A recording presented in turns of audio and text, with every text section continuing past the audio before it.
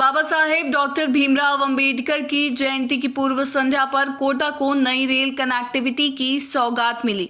लोकसभा अध्यक्ष ओम बिरला ने रविवार रात कोटा रेलवे स्टेशन से नई दिल्ली कोटा अंबेडकर नगर उद्घाटन स्पेशल ट्रेन को हरी झंडी दिखाकर रवाना किया।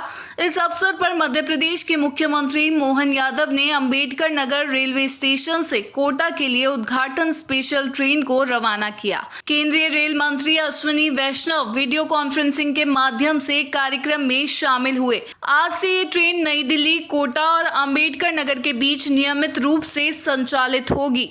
लोकसभा अध्यक्ष ओम बिरला ने कहा कि प्रधानमंत्री नरेंद्र मोदी के नेतृत्व में पिछले 10 वर्षों में भारतीय रेलवे की दिशा और दशा में क्रांतिकारी बदलाव आया है। उन्होंने कहा कि रेलवे अब केवल परिवहन का साधन नहीं बल्कि भारत के विकास का इंजन बन चुकी है।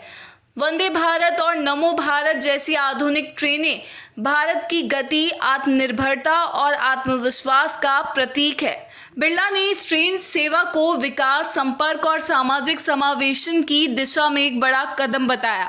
उन्होंने कहा कि बाबा साहेब की जन्मस्थली अंबेडकर नगर तक यह सीधी रेल सेवा उनके विचारों को जन जन तक पहुंचाने का माध्यम बनेगी।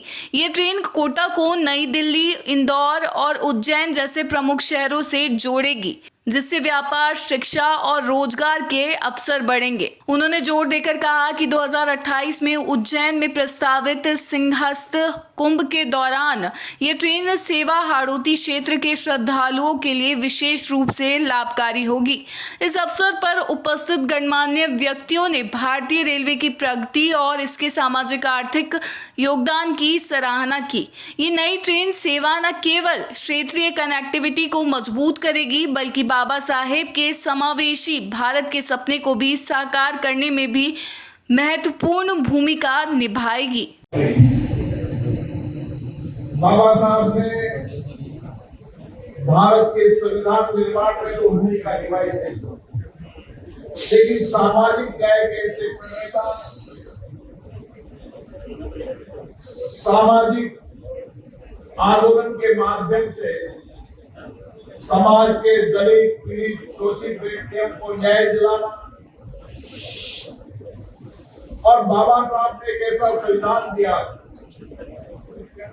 जो भारत के लोकतंत्र का तो मार्गदर्शन है से ही, लेकिन दुनिया के लिए भी आज मार्गदर्शन है, क्योंकि भारत के संविधान निर्माण में बाबा साहब अम्बेडकर और उन सात महान मुद्दों को, जिन्होंने संविधान बनाने के साथ ही भारत में संसदीय लोकतंत्र दिया, और आज दुनिया के अंदर संसदीय लोकतंत्र ही शासन चलाने की सर्वश्रेष्ठ पद्धति है।